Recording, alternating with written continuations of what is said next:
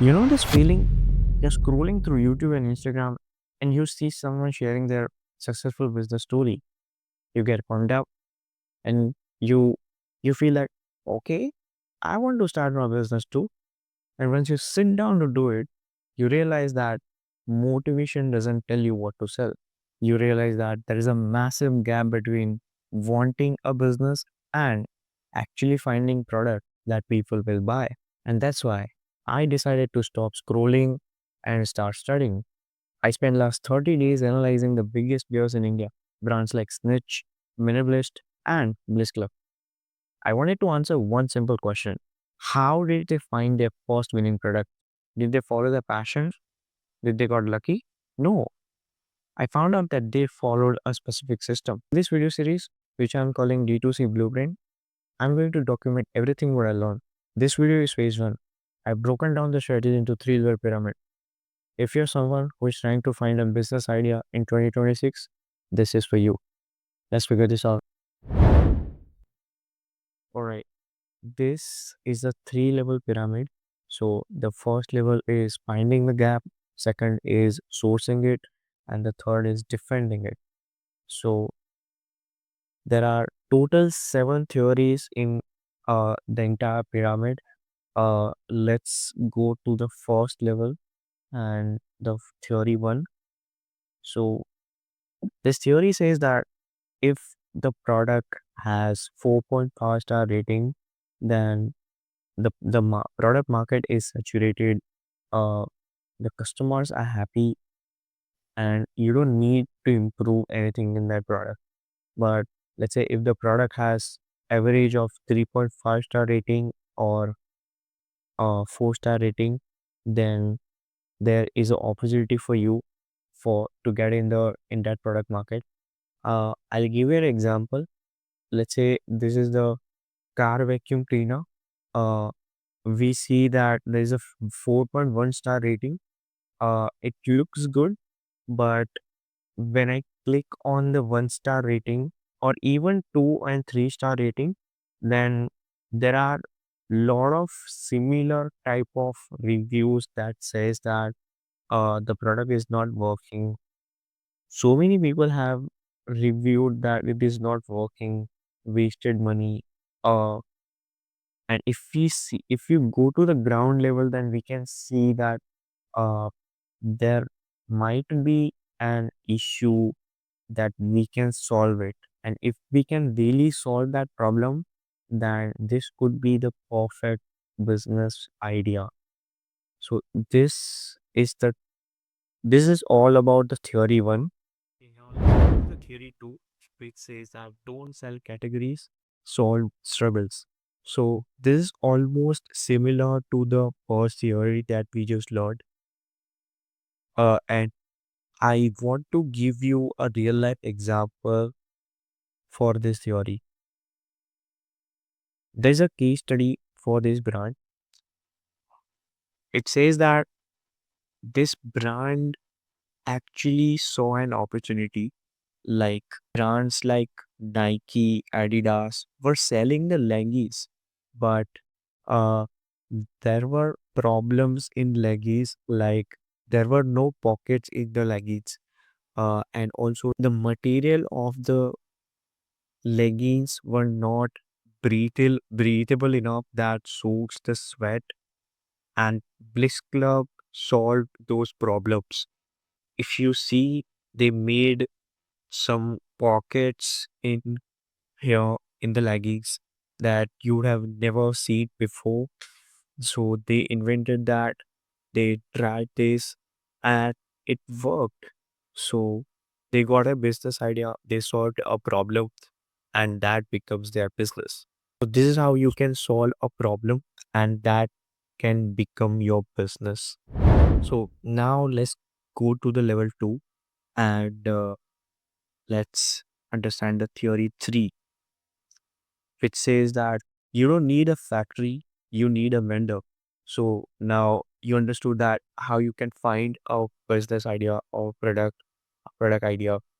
Now let's say if you have to select a vendor or manufacturer to get the product. And you would feel that you don't have any manufacturer, you don't have any factory, but you don't need a factory. So, uh, this theory says that, like, if you see any top brands and if you just pick their manufacturer, then you can use their same material and their same things that they use, and you can just label it for your brand and sell it.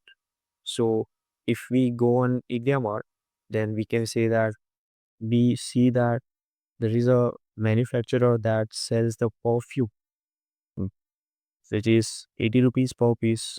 Is a third party manufacturer that allows you to put your logo on that bottle of perfume, and you can sell it for higher margins. So this is how you do it.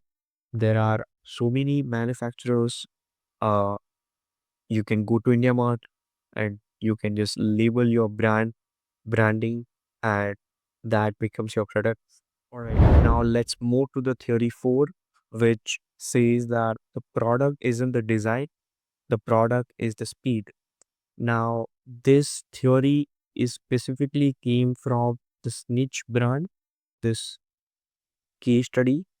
Uh, I'll give you an example of the Snitch, that what they do. Uh, Now let's say brand made 5 designs. They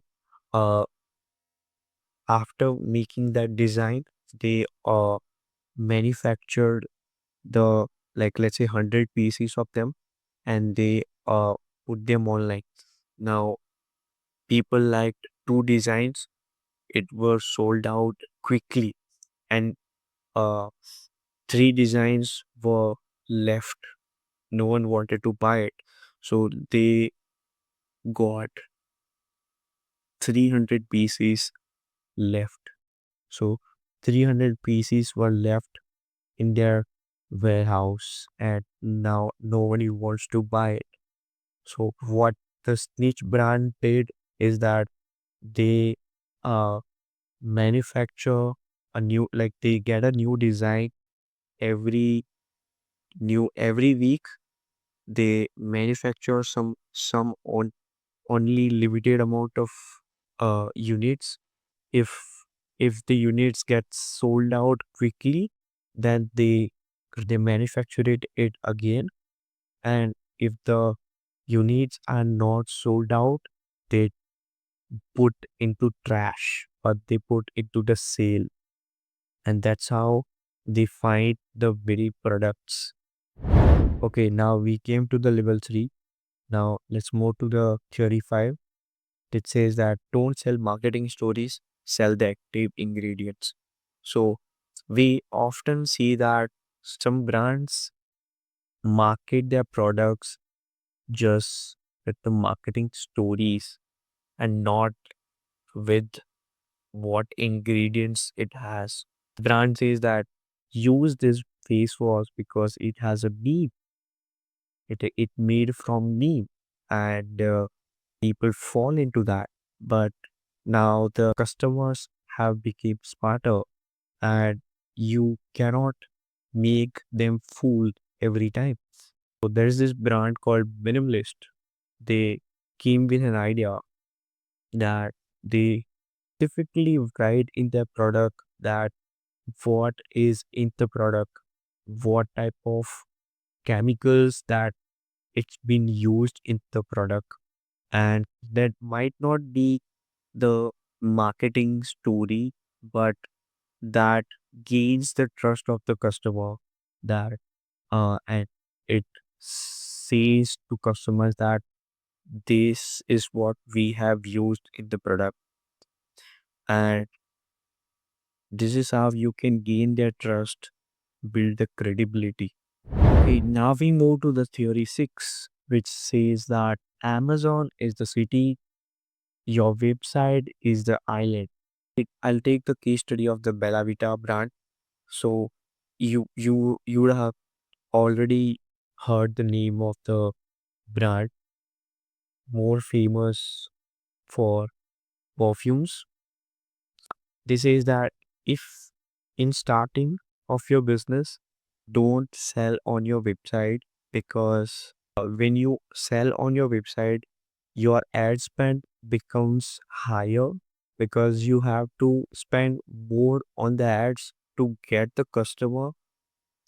But Amazon and other marketplaces, those have already customers. So you just need to put the products, and uh, your customer acquisition cost will be lower than the actual website, because nobody knows your website, but there are active customers on this marketplaces. So when you start your new business, you can first go to marketplaces. And new brands take the hybrid step. They sell out on marketplaces, and also they sell on their website as well. And that is a great strategy. Okay. Now is the last theory, which says that you can copy black shirt, but you cannot copy Batman. So what does that mean? So there are so many competitors, so many sellers out there who have different type of materials, different type of fittings of the clothes. So how you can differentiate from them? So this brand, the Salt Store, what they did is something very different. They signed a contract with merchandise like Marvel, some animes, and how this helped them is that because this merchandise have copyrights, and no one can easily copy these designs. And just because someone who wants to purchase this type of t-shirts, or this type of designs, they have to go to this store only. Or if someone wants to purchase this type of merchandise, then they have to use their website, they have to choose their products only, and there won't be much competitor like that. All right, these were total 7 theories of this product market fit. I explained you how you can find the gap, find the product, how you can outsource them, and how you can defend them with different type of strategies. So those are the 7 patterns that I found. It's crazy that how simple they sound once you see them, right? Yes, but there's a huge problem in that. Even if we use the strategies and find a perfect product, we can still go bankrupt in 6 months. Why? Because of the math.